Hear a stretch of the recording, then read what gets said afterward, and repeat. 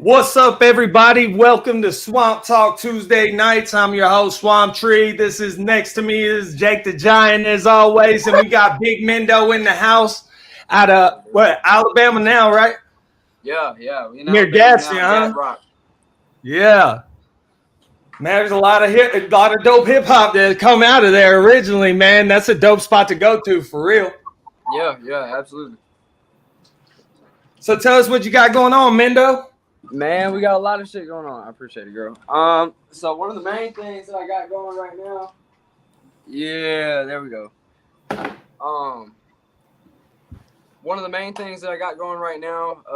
I'm sure both of y'all have heard it, but I got the song "In the Bottom." It's popping right now. It's on the radio, available everywhere. The Hype 87.3's got me spinning. Power 106 in LA is thinking about spinning me. Jake Radio, Bubba Radio. We're on multiple stations, man. So we're doing it good.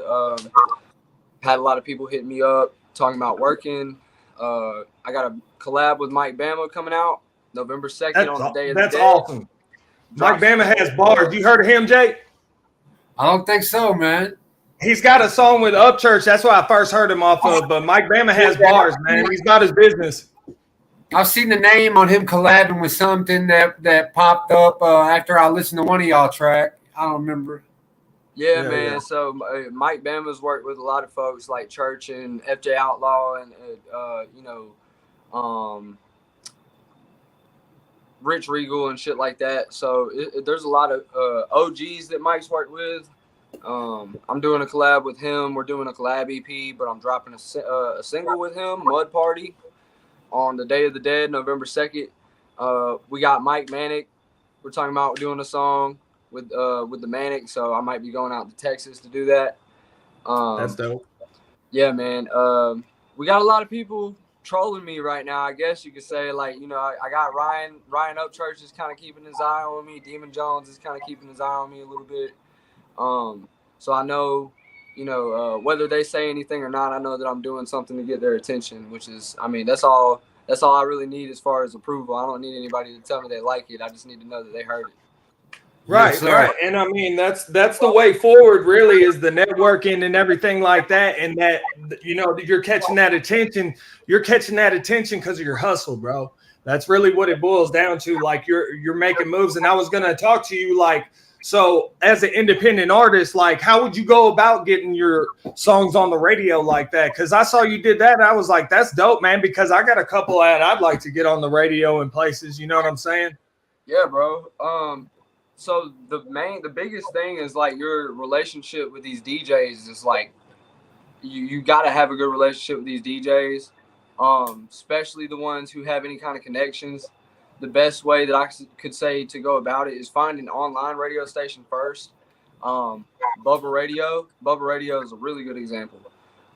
Yeah, I mess with Bubba Radio because a lot of these guys, they go through a certain system, like Stream Tracker and stuff like that, Song Tracker. And what that does is once your song gets inputted on that, all of the other radio stations can see it. They can have access to it, all of that stuff. Now, whether or not they play it is a totally different thing. Right.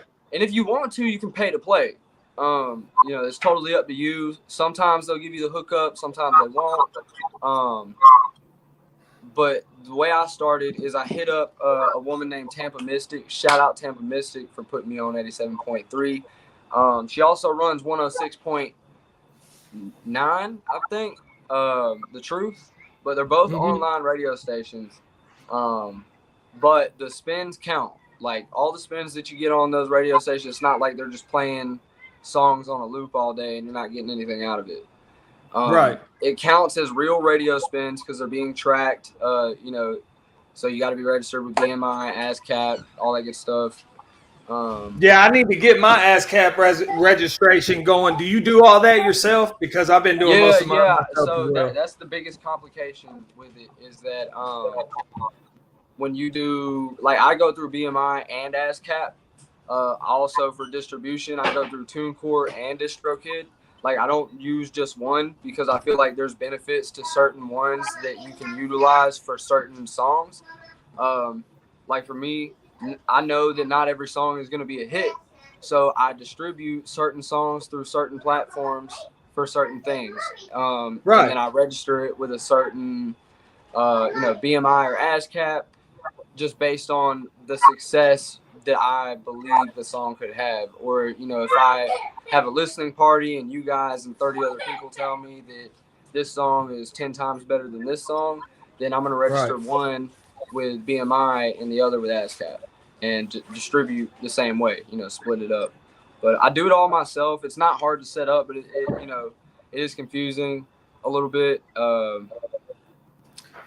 I think my biggest piece of advice is take notes. Like, find a YouTube video and understand what you're doing before you do it, because it is a lot of big words, a lot of confusing language is what the best way I could describe it. If you're not in the game like that and you haven't got a bachelor's degree and doing some kind of shit like this, because you're dealing with. When you're dealing with licensing, you're dealing with different things like mechanical licensing, and then your sync licensing for like product. And then, it's all legal like shit. It's really just all legal shit, and that's it. They use certain language that can be confusing, but as long as you go at your own pace, Skeet's crazy. Well, for me, like. I've only registered a couple things on ASCAP. Really, I need to register my album on ASCAP. I've been kind of delaying it just to have it have a little bit more see what people think of it and have it out there. You know what I mean? But I think that's one of the things I could do better that you got going on is really pushing it to the radio station DJs and stuff. I wanted to shout out Swamp Radio too. He's doing his thing down there in Miami, and he's for independent artists, so you can send him your music. And if you have your stuff registered in ASCAP, that's what picks up when you send that MP3. The computer's gonna hear your song and be like, "Oh, okay, that has this sound signature." You see what I'm saying? Because but in the spirit of independence, because they taught me that in my online courses and shit. But in the spirit of independence, I just want to let any independent rappers out there that might see this video know, or any independent artist, that you can do all this stuff yourself if you just do a little bit of research and go on YouTube and like Mendo said, know your stuff. Because if you go to get a business manager, they're just going to be logging on to the same websites that you could do yourself. You know what I mean?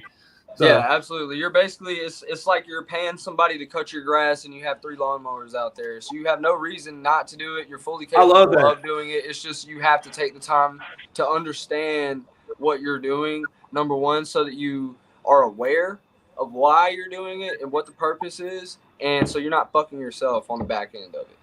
Right, exactly. So. Well, how did you get into music in the first place? Were you did you have a friend that was already doing it, or did you say I'm gonna go ahead and start doing this shit from my phone, or how did that happen?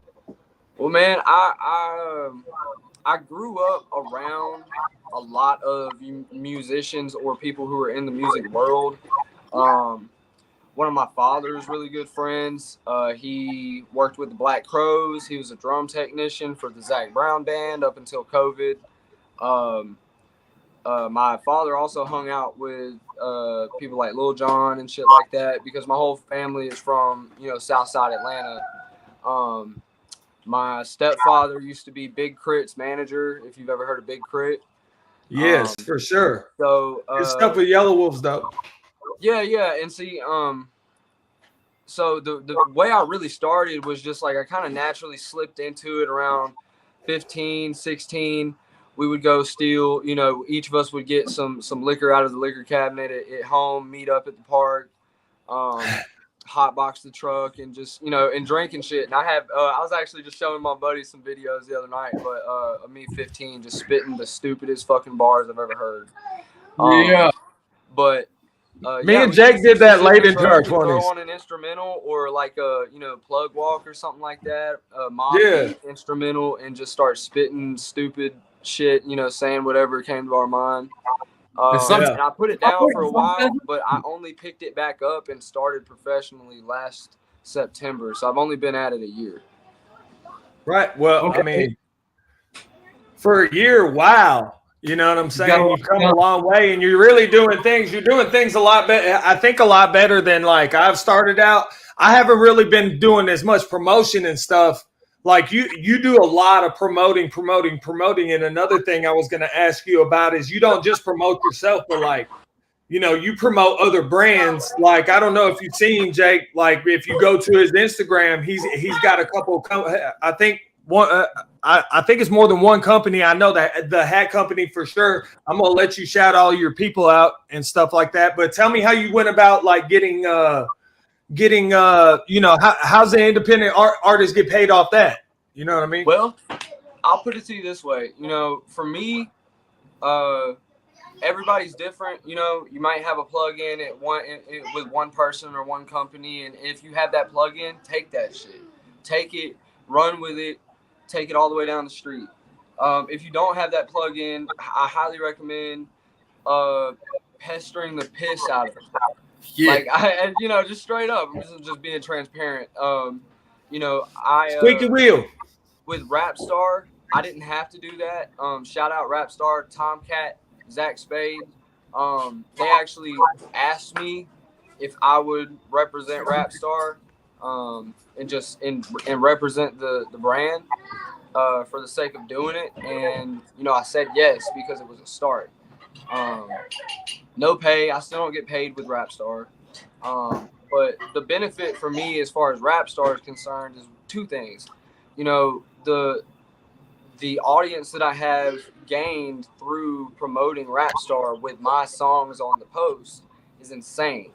You got to utilize what you can. You may not be 100% behind the brand, but if you're reposting it and you're putting your little stuff on it, you know, like you throw your song on the picture that you're posting with the brand, or you know, however you can promote, like it's just dual promotion. If you can promote yourself and the brand at the same time, that is the key. So that's what I started doing with Rapstar, and they've been fucking with me pretty good. Rick Ross is, you know, Rick Ross is in my likes on my pictures and stuff like that. Papa Zoe Management, shout out Papa Zoe. He's watching me too. That's dope, dude, because you have. That's what I admire about you, and that's what, like, you know, that's what I'm trying to do too, because I'm trying to show like I can do the country rap and stuff, but I love the hip hop and shit too, and it's cool you have those both worlds of, like, you know, from Rick Ross to, you know, over here to Church and Demon Jones. Like those are the top billing names in the whole. You know what I mean? Yeah, man. Well, I think we're about to. You know, I haven't talked about this with a whole lot of people. Well, there's a possibility a whole lot of people could see this. You know what I mean? The main thing is, like, as far as the promoting and stuff like that, getting both sides. The importance for me is that I feel like, you know, and like I said, I've only talked to a few people about it. I just talked to Mike Manic about it actually earlier today. And one of the things that we were discussing is, like, it's about time that the torch get passed in country rap. All the OG, I mean, Ryan Upchurch is the youngest OG in the game, okay? And he's reached his mid-30s. So it's getting to a point where even the best guy in the game is getting to a point, he's having kids, he's settling down. Some of these guys are not going to want to keep doing music much longer, whether they love it or not. But with that torch being passed down, here's one thing. The country rap game is starting to become mainstream. Not through authenticity, but through popularity contests. We all heard Shabusi in the Tipsy song. Right, Beyonce. It's a good song. Beyonce. You know, I'm not knocking it, but here's the thing. Authenticity is what people prefer. And, you know, I just did a submission for Def Jam Records, and the guy told me that my song was the weakest link of the night. And wow. But then also compared me to Shabusi. Okay, if my song is the weakest link of the night, but Shabusi is the #1 top selling recording artist right now in the whole world, do that math for me. So my biggest thing is this. if you do background research on Shabusi, he used to be like every other rapper ever.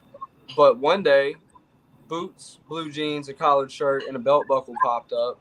He remixed another #1 hit song from 20 years ago and made it a #1 hit again. Right. All by dressing like us.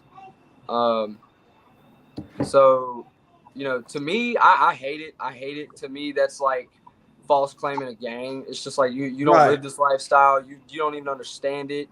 You probably never sliced your hand open on a piece of metal in your life just trying to do some basic work. Like, oh yeah, I had holes in my hand from a sawzall when I was 17 years old. You know what I'm saying? I mean, like, I just got out of the sheet metal union. You feel me? Like, for me, like I'm not as much. Don't really break a sweat like that, and they represent. It's the pop country thing. But what I was basically getting at is, every single genre has the real ones, and then they have the dancers, the dress up artists, and stuff like that. And if you're into playing dress up, that's cool. Yeah. But my buddies know how I dress, and I would get clowned for throwing on a bedazzled ass hat and looking like somebody I'm not, and I don't plan to either. But with that, that's why I mean that's why I don't wear cowboy hats and shit. I'm not gonna wear a cowboy hat. I've never worn a cowboy hat. You know what I mean? I'm in the woods in my tie-dye, and that's real shit. I was doing that way before fucking I even thought about broadcasting. You know what I mean? That's why, see, that shit right there is why nature. I mean, I'm not that country. You know what I mean? I'm more like, you know. Yeah, see, look, the reason I stopped wearing my cowboy hat is this. I can put a bridle and a saddle on a horse. I can do it without help. I've done it for other artists. You know, like I don't want to do it. Say no names, but there's other artists who claim to be country. They have songs about being a cowboy, and I had to saddle your horse for you. So it's like, you know, and I don't even feel comfortable wearing a cowboy hat anymore because it feels nasty to me. It feels disgusting. Like, I feel like more of a joke than I should, simply because somebody else who is a joke wears one every single day. And then you've got people who are regular rappers like gosh, man. The song talking about whiskey and the wine, Talk to God. I can't remember the kid's name. He blew up because he sounded like Lil Baby, but now he's got a country song. So, like, Morgan Wallen is part of the reason that all this is occurring because he did collaborations with Dirk, which I'm not hating on those because those are great songs. But Dirk is not trying to act country, and Morgan is not trying to act hood. That's my thing. Is they're not trying to act like somebody else. They just combined the genres and made a good song. These guys out here have an identity problem.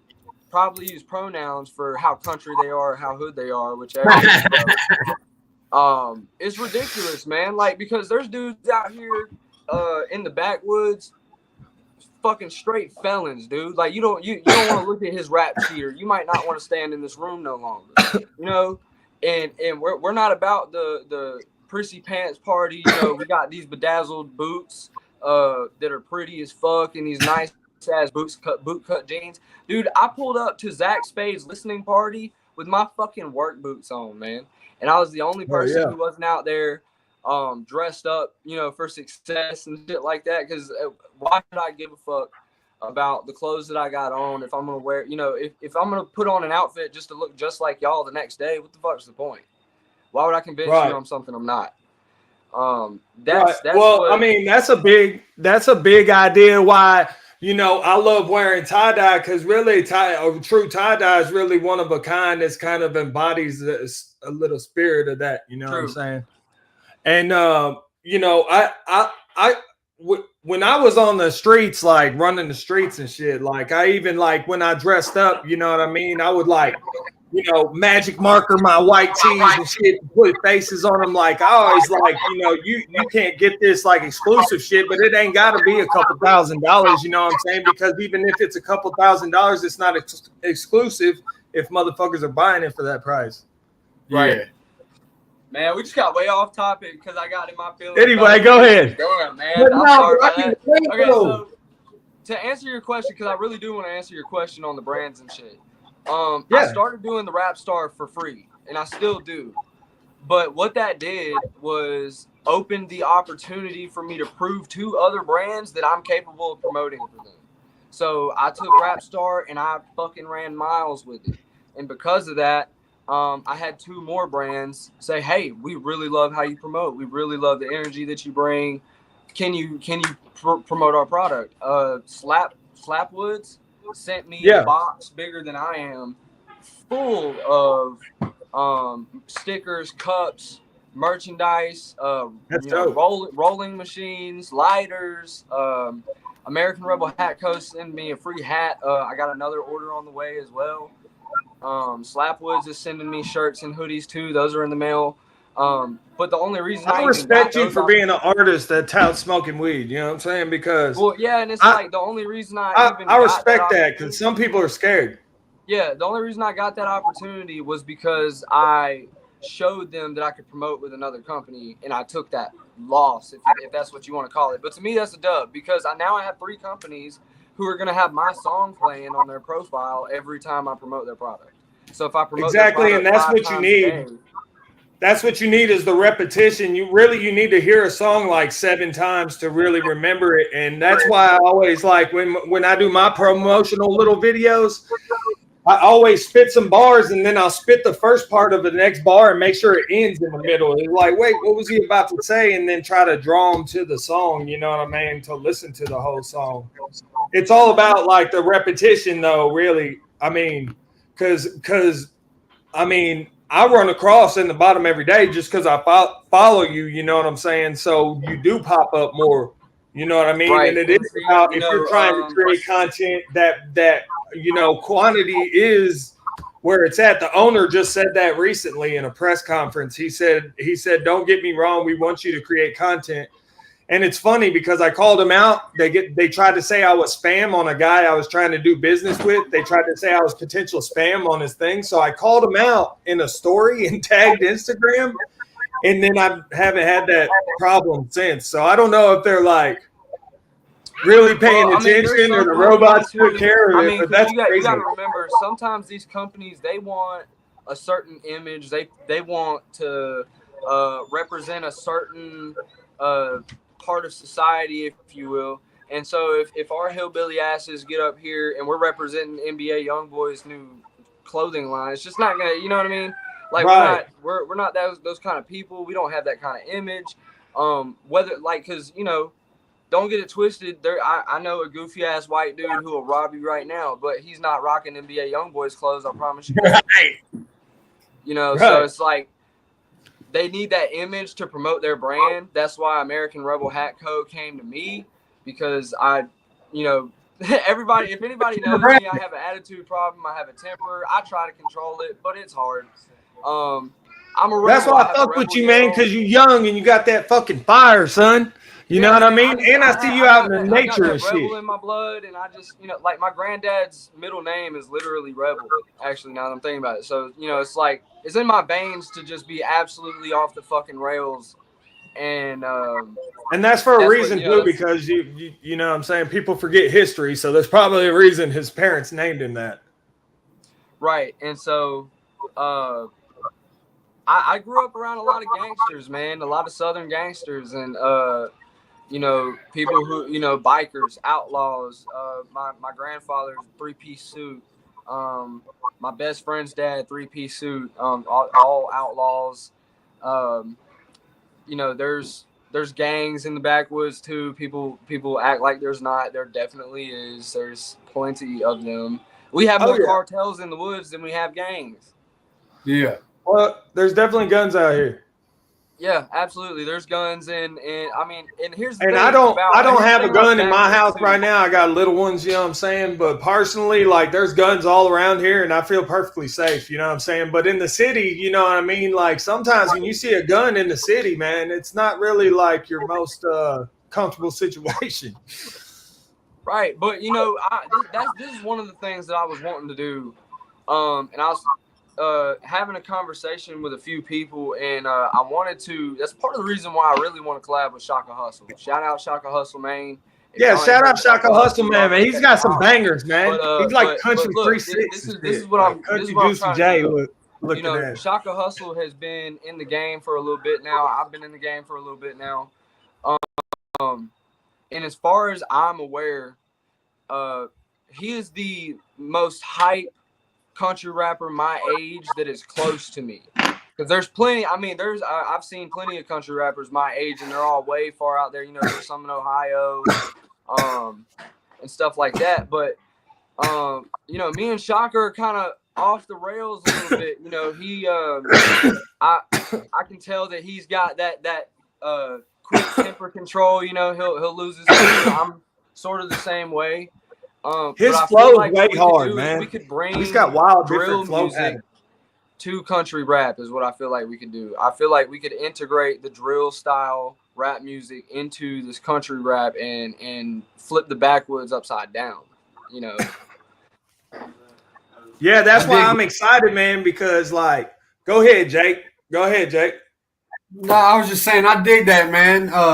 You know, being a white dude that grew up between Squirrel Tail Holler and Tar Springs Creek, you know what I'm saying? And also like being a gangster, going to prison for some violent shit, being involved in violent shit, like people want to listen to music that relates to the shit that they've been done did. You know what I mean? So like, right. If there was a lane where it's just like, you know, like a lane where there's some rap music that's like also country music talking about putting people in toolboxes and shit, that'd be hella relatable. You know what I'm saying? See, you know, in the regular rap game, one of the main things that they talk about is, oh yeah, we're out here, we're serving gas and serving fiends, and we're gonna come kick your dough and all this shit. It's no different over here in the trailer park. 15 miles from the hood, dude, because the only difference is they've got Hennessy and crack and weed, and we got moonshine, meth, and weed. And we're kicking your fucking door too, man. I know a tweaker who will that fent, it's rampant. Yeah. Fuck, I got dry skin on my nose, man. Yeah, no, it's like I had a buddy the other day. He was like, you know, I had a dude try me simply because of my outfit that I had on, and he knew that because everybody else in there was it was a business setting. Everybody looked the same, but my buddy just happened to be a little bit more I don't give a fuck in his outfit, which brought him some attention. And I guess they thought he was a scrub, and he had no problem humbling him right in front of everybody with a 4-knuckle chin check.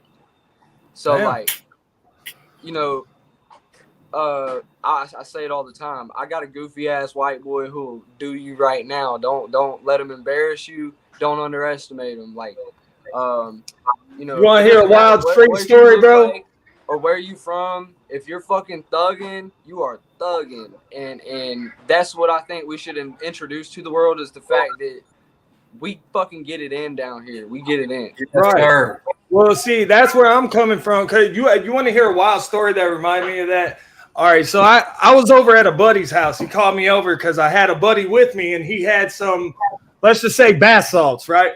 So I was like, I don't know anybody that would want this except for maybe this one house. So it was like over on like 21st Street. Jake knows they had like by the alleyway. Our little buddy with the mohawk. So I go over there, right? And I go in the basement over here. It was like the party spot, right? And we never advertised any of this shit as rolls, you know what I mean? Like ecstasy. We never advertised it as that. It was like, this is not that, you know what I mean? But it's cool, you know what I mean? Because like, we've all done a line of it, you know what I mean? And so we're down in the basement, and there's this dude that's there, and he's drunk, right? And we're in Owensboro, and he keeps going, man, I'm from Henderson, right? And I was like, that's dope, man. Welcome to Owensboro, you know what I'm saying? Like that's cool. Well, my buddies were doing business, and I was introducing them, you know what I'm saying? And everything was going cordially because they both knew I was a swell guy or whatever. Right, but we didn't know who this guy was, and the guy who was hosting the place, he did. So I was like, man. Hey, so he goes, man, that ain't Molly, that's bath salts. I was like, yeah, I know. I that's why I initially told him, right? Well, this dude's talking shit, so I was like, bro, I really don't want to hear your opinion anymore. I didn't come here for that, you know what I mean? Well, it ended up This dude follows me out of the house after I tried to avoid a confrontation, and he had to get beat up in the alleyway at 2 a.m. because he was down the road. My government name sells drug, you know what I mean? Like at 2:30, 3 o'clock in the morning in Owensboro, you don't play like that, right? So it wasn't time to play. So I went back, I pieced him up. My buddy Daniel, he had his truck around the corner, so we hop in there. You remember Daniel? He used to come play guitar over at the Bloodbath. Yeah. Okay. Over on Bluff. Well, anyway. That's the type of lifestyle like I was really living. You know what I'm saying? Like you're saying, like people really get it, that really got it in. You can tell that, you know what I mean, when it's around you in the bars. Like I think I stay on the topic of like a little bit more of like a conscious and trying to do better vibe. You know what I mean? But I like what you're saying, and it goes right back to what you were saying about the hardness needs to be brought back into it, because you can talk about what's going on around you, but these guys are bitches now. Look, the country has gone soft, y'all. I'm saying it now. The country has gone soft. It's time to fucking change the diaper, put our fucking big boy draws on, and let these motherfuckers know we ain't playing. Because look, I mean, I brought dudes. My little brother, shout out Isaac.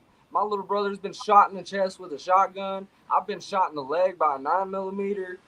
Like it ain't fucking sweet out here by any means, man. It ain't, you know, me and my little brother have been robbed at gunpoint, in the middle of fucking nowhere. Like you wouldn't think that there's anybody there to rob you. Oh fuck no. They was waiting for you to pull up.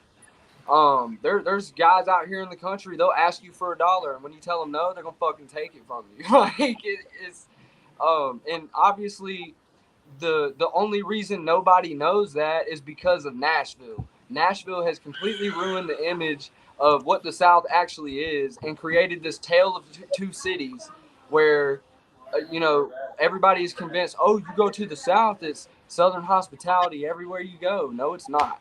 There's people out here who are struggling, and they're doing their best to survive, and that's half the reason that they're doing the shit that they're doing. Right, I grew up around New Orleans, bro.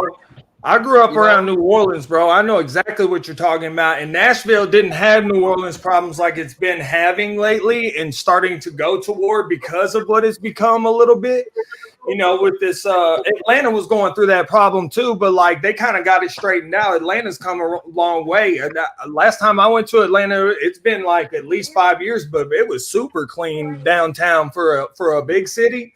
You know what I'm saying? They really got their shit together. But in New Orleans, man, it's just so old there. You know what I mean? That you got parts that are like, even the newer parts, the nicer parts is just gritty, bro. Do not go the wrong way, another block down. And really, it's right off Bourbon Street. Like if you go from the river toward Bourbon Street, it's touristy. But if you go past Bourbon Street, just a couple blocks, dog, you're going to get your whole shit run. Yeah, man. So I learned a lot of shit. I learned a lot of shit the last time I went to Nashville. You know, we were on stage. It was they were doing a set for black musicians in country music. Country in Color is what it was called. Shout out to the guys who put that together. It was a really great set. Met a lot of cool people. But we were at the tin roof on the top floor, performing there. Yeah. And while we were walking through Nashville, you know, I looked around and I noticed that everybody grabbed the same outfit out of the closet. But the people who were dressed differently were not dressed like me. They were dressed like your everyday, ordinary rapper, diamonds, chains on, stuff like that. Okay, so obviously Nashville's got country in a stranglehold, and we're not getting that back. They've had it for a long time. Atlanta has the rap game. Drake from Canada, he goes to Atlanta. People from Cali, they go to it. Everybody's getting their stuff done in Atlanta for regular hip hop. And so the problem now is that, you know, you go to Atlanta for rap, to do country rap, your competition is a 45-year-old washed up rapper who is going to start swagger jacking you because Shabusi got on, and that's all he cares about. So now he's dressing like you, rapping like you, looking like you, and trying to get on. And it's like, you know, you're basically just you're trying to swim in a bucket that's just gonna keep on filling. You know what I mean? Like the water's only gonna get higher. You're not going anywhere. So when I came to Alabama, the saturation causes need to be super original in this climate, bro. Yeah, because if you're not super original, and how you can be truly super original is just to really be yourself. You know what I'm saying? Because that is too few and far between anymore, where somebody is truly authentically themselves. And if you're doing that, it's going to shine through, and everybody's going to realize who the imposters are. You know what I'm saying? Right. You're motherfucking, you know, that the shit done, like that shit comes to light. You know what I mean? Ain't everybody mudding? Ain't everybody fucking hunting deer? Yeah, I'm not mudding and hunting deer, bro. And I don't talk about that. I fish sometimes, but like there is cats that talk about mudding and lifted trucks. Like right now, I'm doing a collab with somebody, and the hook for it is about riding lifted trucks, right? In my bars, I'm gonna say I'm riding in my fucking Corolla and getting down that dirt road. You feel me? Because I ride in a Corolla. I'm not gonna have a lifted truck. If I could have a truck, bro, I would have like an 86 Ram Charger, and they're getting more and more rare because they're starting to destroy them and shit and get totaled and everything. They're solid metal. I mean, it's like fucking $8 or 8 miles per gallon, or I don't know, man. But look, I mean, hey, I'm the same thing. Because look, I'm about to drop a song with Mike Bama. It's called Mud Party. The song is, if you can guess, about lifted trucks. Dude, the last car that I sank was a Honda CR-V 04, bro. Like, slang that motherfucking VTEC 4-cylinder right through that fucking mud hole, bro. Fucking mud patties everywhere. But, you know, I'm still going to rap about the trucks because the trucks is, you know, the trucks is what you throwing in the mud. And that's the ultimate goal is if you show up to a mud hole, you want to have the meanest fucking mud machine out there. Yeah. So, you know, so I get that. But at the same time, I also have another song that is just some straight up hillbilly gangster shit that I'm working on. And like, I'm like, you know, not on to get on, any kind, it's like, it's giving Oxycontin Lil White vibes a little bit, you know, just like some real fucking gritty ass, you know, hillbilly trap music. Well, here's a little backstory, man. Like, me and Mendo hooked up. This for Jake. I don't know if you know this, Jake. Me and Mendo, it was the aftermath of the woodchuck situation, right?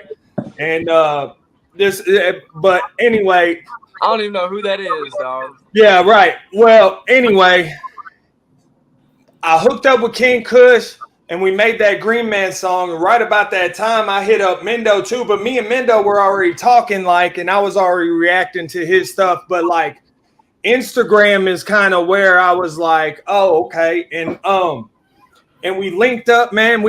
I wrote this song called Holy to Me, which is kind of like, I wanted to write like a spiritual song, but I wanted it to be like, you know, about what was really holy to me. You know what I mean? Like nature and being out in nature and spending time with family. And like, I see all that as super, super holy. It's like where you find God. Is right. Because I want everybody to find at least a little bit of spirituality. You know what I mean? What up?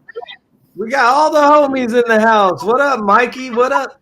What up, Leo? Hey, look, and the Swamp Music Mafia all been in the house. Look, King Kush, Oski. I can't see the chat, but if River Mud Mafia is in the building, hey, y'all know what it is. River Mud, roll out, baby.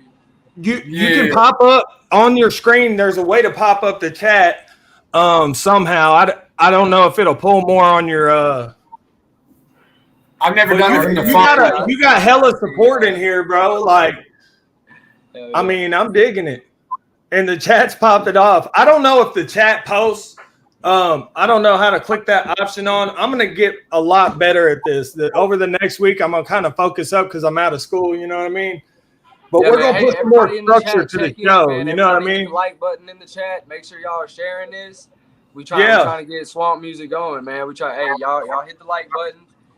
And hit it and River Mud Mafia, like that River Mud Mafia too. That's that's Big Mendo's thing. He's got his network, and that's what I'm talking about, Jake. Man, we're getting this network thing going for like in what I like that I'm gonna bring some real hip hop like heady hippie shit to this game. You know what I mean? I think it's really missing like that part of it. If you listen too far into it, I think Upchurch is real subtle when he talks about psychedelics in his bars and shit. You know what I mean? And like a couple other people like that rap about that type of shit are real subtle about like, you know, psychedelics and you know, but another thing that used to be niche culture that's now becoming mainstream. You know what I'm saying? Right. Like, right. It used to be. It's another one of those things that we've been talking about that was like such a niche culture. Like this little, like if you knew, you knew. If you didn't know, you didn't know. It was just like a campfire legend if you didn't know. And then now everybody's like, everybody in the whole fucking world eats mushrooms now. You know what I'm saying? Like the whole world popping shrooms like every other weekend. It's wild, right? Really, right. So, and then that left me thirsting for like, cause I'm popping boomers, you know what I mean? And I'm like, hey, I want to hear bars about this. And yeah, you can find it out there, but like you're saying, it's very niche. But now it's coming to where like, oh, we can talk about it. We can say, you know what I mean? It's almost ridiculous that people try to say that there's a kibosh on the freedom of speech, but like you're allowed to pretty much say whatever. It's just social media companies telling you yes and no. You know what I mean? Like, or should because when I'm with my homies, I say whatever and they say whatever, and it's funny. Yeah. What I love is that you like Swamp, you've been doing it. You've been in the niche market, you've been in the subculture. And so now that you're having this opportunity in this platform to ride that wave, you know what I'm saying? It goes back to what we were talking about with Mendo about the authenticity of it. You know what I'm saying? The authenticity. So now all these people that are springing up that are going to have these bars about popping mushrooms or riding in lifted trucks or whatever, like y'all are the grassroots of it. Y'all are the grassroots of it because y'all are really doing it. And that makes it immediately gives you more credit. B, it immediately makes you more desirable in the market. So really, all these fucking clowns that are going to be doing it are really promoting for y'all. They're really doing this promoting, and then people are going to see that they're fuck shit because they're not real. They're going to be like, who's the real dude that's really living this motherfucking shit? And then bada boom. You know what I'm saying? Like y'all just said. Ride the wave. That's all I'm saying. Y'all just said a little bit ago, too, you know, you're going to find out if somebody's fake. There's no fucking getting around it. Okay, they show their hand every time.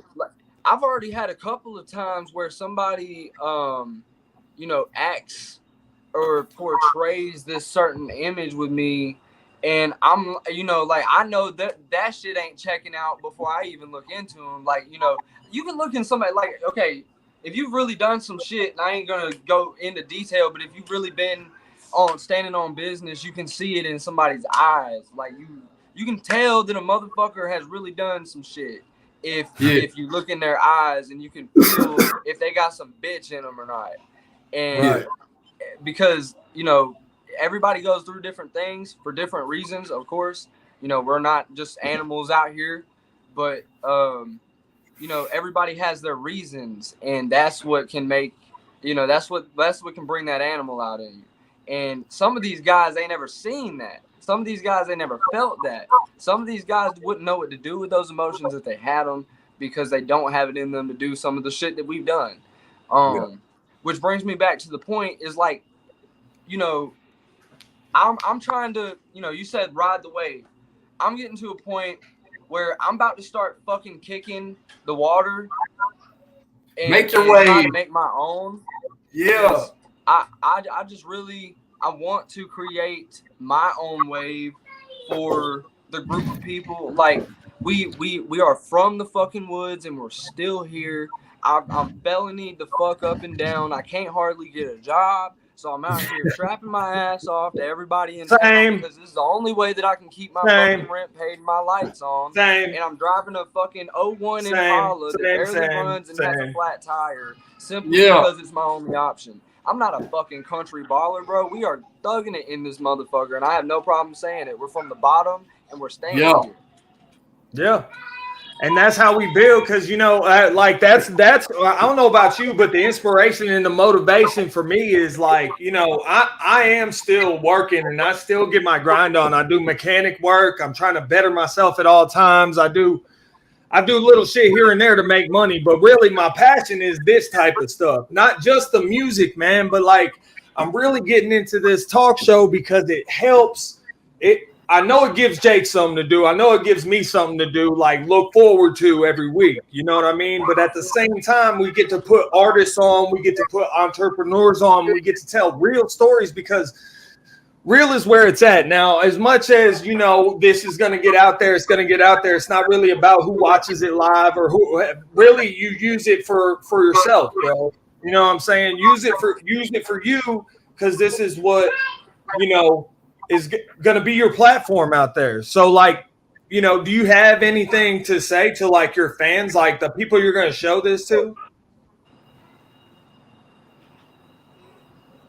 I'll just cut a little bit, but yeah, no, this is what I would say to my fans as far as stuff like that. I didn't really hear the end because you cut out, but I do know this: if it comes down to it, the business of it is what we have to create. The reason that country rap hasn't really made it too far, how many of these talk shows regarding country rap do you guys know of that were around 2 years prior to now?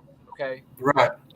Right. When COVID and everything happened, that shit knocked people into a major setback. Okay. But one thing that it did do is it allowed people to fucking learn how to use StreamYard, learn how to use mics, learn how to wire all this shit up, and start using technology to your advantage. Now, for a long time, it was just Riding Dirty Radio, man.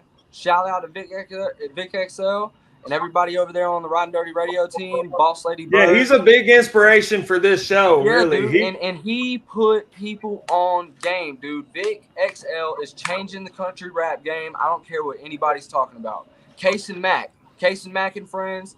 He got a lot of help from Vic XL, and a lot of these other dudes who are doing reactions now are getting Shotgun Shane, help and instruction. Shotgun Shane does a lot of shit behind the scenes, bro, and connects people and like don't even say nothing about it, because really he I don't know if you know the whole history behind it, but he went through a rough patch like in his music career, and some shit happened where he got stuck in a tight spot and did what he thought was right, but it was totally wrong, and like got his ass handed to him a little bit. You know what I mean? Like I knew more of the other side of things, because I was really like my path was kind of Yellow Wolf, Jelly Roll, then Upchurch, then like Adam Calhoun, then Broadnax. You know what I mean? As far as like how the listening curve in country rap and how I really got more down into the more independent like FJ and Demon and all that. So I'm sitting here thinking like, how'd I find all those rappers? Well, it's from the features, you know what I'm saying? So I found a feature and I was like, hold up, what dude just say in that song? And then I go listen to every song you put out. You know what I'm saying? And then I got the features from there, and then I go listen to every song you put out. And that's how I did it. So I'm like, man, I really want to be collaborating with people, because that's a big thing, but you really got to be careful. So the circle is closing down like on this end of things, and I know what you're talking about, like passing the torch, but the torch can't go to no lanes, dog. So you just opened up an area of conversation that I was really hoping we would have the ability to get to, and I'm about to piss some people off. So somebody get ready to clip this. Yeah. I grew up on Eminem. Shit. Look, man. No controversy. If you're a country rapper, look, if you're a regular rap artist and you do this kind of shit, that's fine, because you're not like us. You can kick the door, bro. I'm not worried about you. If you're a country rapper and you are charging money for features, you are fucking the game up. Not just for yourself, but for everybody else. Adam Calhoun has not ever charged for a feature. Okay? Not ever, not once. Okay? And a lot of people would combat that by saying that he started his career with Upchurch being on his first album. What I would immediately say to that is I have heard several songs with some platinum record artists that are fucking dog shit. Okay, that has nothing to do with anything. Adam Calhoun can make some pretty insane music. He does not charge for features. Mike Bama, he didn't charge me for my feature. Okay, you should be if you do a feature, it needs to be because you want to. Don't charge money. Right. Okay, if you don't like the fucking song, be honest. Pull your fucking dick from between your legs. Be a man. Tell them you don't like it, and we can get on about our day. You know what I'm saying? Don't charge Right. people money just because you, for one, are on a pedestal because somebody told you could be there, or you have an ego problem and you feel like you're worth that money. Dude, you're making music with blue collar people. Like, we all have 9-to-5 jobs, man. You're taking from food money. You're taking from bill money. Like, you got to think about the people that you're making music for and the people you're making music with, man. And if you're out here charging $400, $500, $600, $700 for a feature for 16 bars to put words on the paper, you're charging $700. It's fucking hilarious, dude. And anybody who's doing it in the country rap game specifically, it's just a waste of time, and it's fucking the game up, in my opinion. Well, see, for me, let me give you my perspective on it, because I on my Instagram I have DM me for prices on features, right? But what that is that's weeding out a certain type of person that's coming at you like not talking about shit. You know what I'm saying? It's gonna make a motherfucker think twice before he even knocks on the door. You know what I mean? And see, this is how that's how I have an exact way to handle that. I hate to interrupt you. This is what I would do. Pay the studio time. Don't pay for a feature. Pay for the studio time. If you're willing to pay for me to get into the booth and get the song done, we can do that. We can do that. Yeah. But I'm not going to charge somebody money for words. That is fucking ridiculous. Yeah, that makes sense. But I will charge you so that I don't go out of pocket to go record it. If you want me to be on your song, make sure that I can get recorded. I can give you the lyrics, no problem. If you're a real artist, you should be able to pull those lyrics halfway out of your ass by the time they get done texting you. Like, you got half the verse done.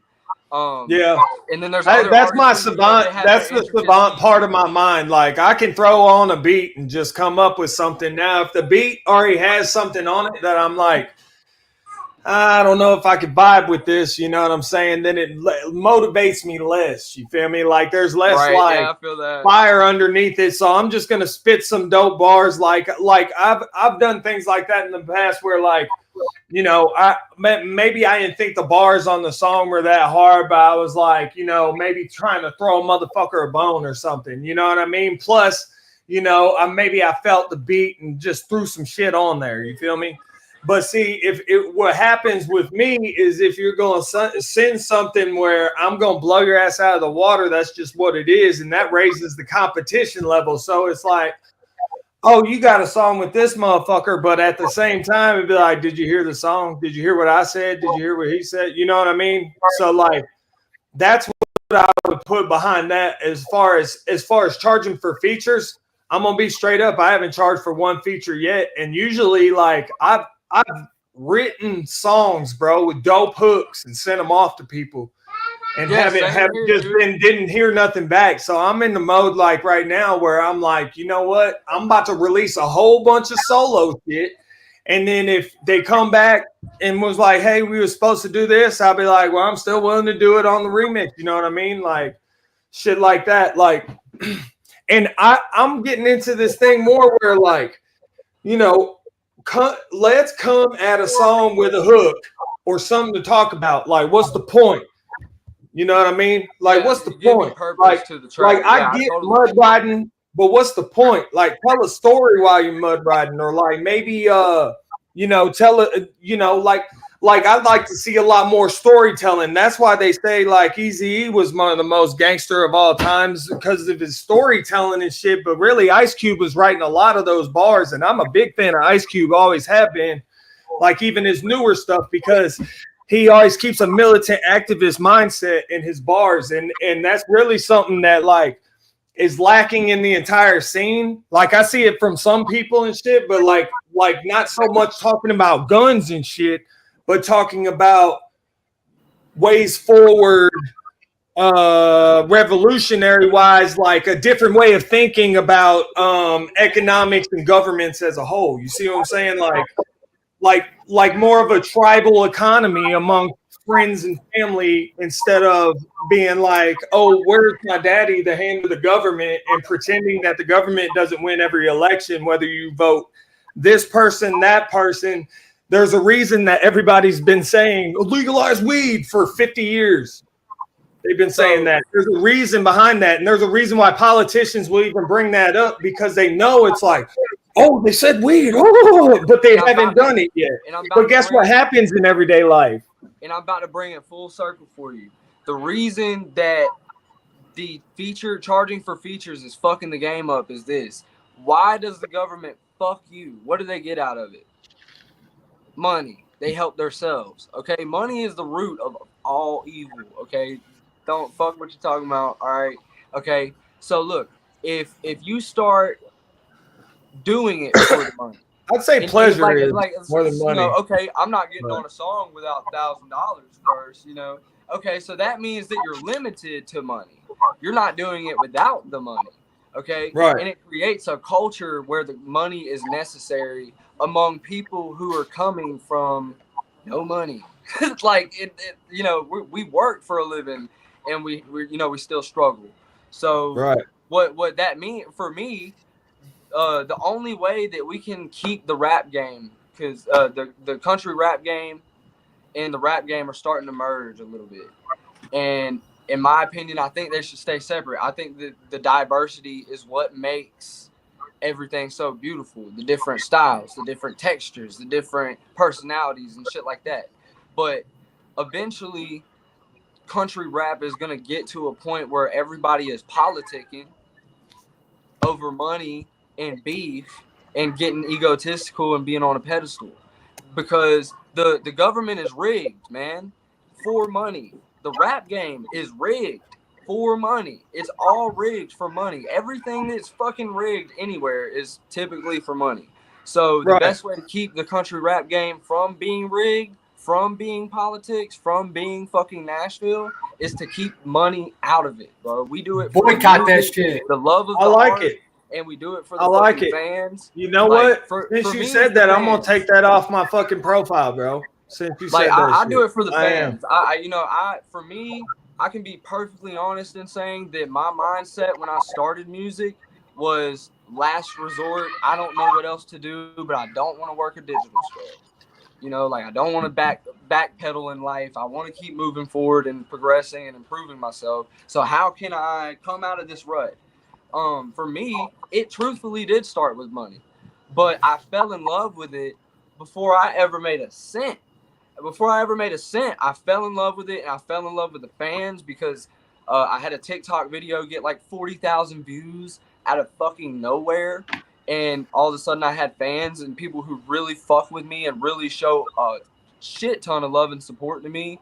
And I feel I get more satisfaction out of somebody telling me that their song kept them from killing themselves than a 99-cent purchase, bro. And that's just for sure, man. Hey, bro, that's why I got into it right there. I wrote that song "Fight 'Em With You" about my little brother, and then he got locked up. So it's like it can't be for my little brother no more. You feel me? Like somebody else go fucking use it. You know what I mean? And that's when I realized, when that happened, I realized that I'm not gonna make music for anybody outside of myself. I'm gonna make some shit that I think my homies want to hear. You know what I mean? I've literally wrote songs with this man. Keep Giants as my homies is talking about this man right here. You feel me? You know what I mean? I feel like I grew up. A lot of people grow up later in life. You know what I'm saying? They get their head in the game later in life. You feel me? Yeah. Yeah. And well, look, and I'll put it to you this way. I will be perfectly transparent. Some of the young guys are part of the reason that the country rap game is kind of starting to get fucked up. And I'll tell you why. I hit up somebody to do a song, and I'm not saying names or nothing at all. I hit somebody up to do a song, and they asked me for, they said, okay, this is the ticket. And I was like, look, bro, with all due respect, I just got off of TikTok live with Mike Manic, who has 10 million views on one video on YouTube. And he did not a single time ask me for a dime. But what he did tell me is, hey, I've been checking you out. You've been fucking working hard. I like your style. And if you keep doing what you're doing, I'm definitely going to get at you. I want to fuck with you. Okay. Yeah. And that's that we come from a people that work for what we fucking have. Okay. And For these kids, we're man. gonna start building a culture where it's like, oh, it's money based. Everybody worked for it, dude. I mean, FJ Outlaw worked for it. I know personal details. He fucking struggled. He worked for it. FJ Outlaw fucking struggled. Mike Bama fucking struggled. Upchurch struggled for a little bit. The main reason that Upchurch jumped so far, so high, so fast is because Upchurch had 400,000 followers on Facebook for funny videos before he ever dropped the first track. Okay, he had the fan base on lockdown.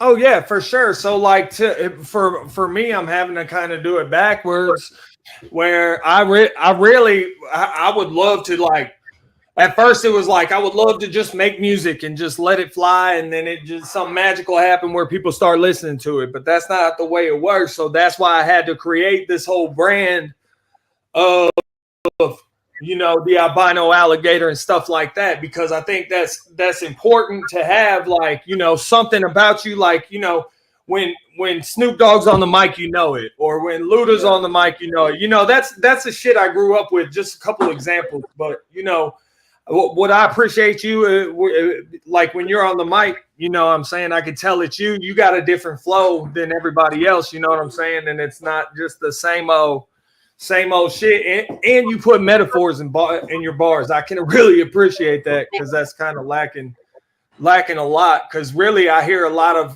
of country rappers just saying, "This is what I'm doing. This is what I'm doing. This is what I'm doing," and it's not clever. It's not snappy.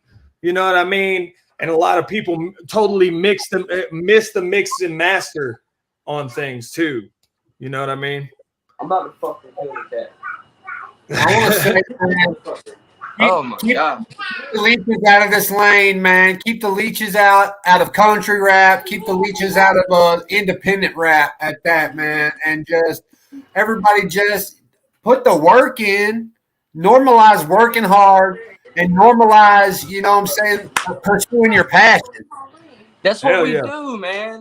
That is what we do. When motherfuckers think, who's gonna come out here and bust their ass, I'm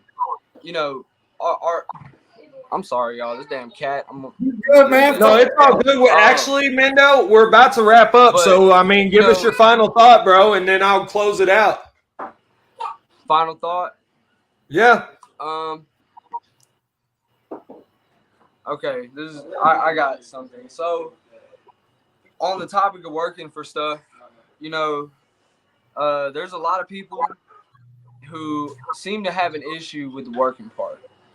I just want to give a lot of people some insight, because country rap has gained a lot of new listeners here in the past 2-3 years. Okay, a lot of that has to do with Jelly Roll and Shibusi, stuff like that. People start doing their research and they find artists that they like.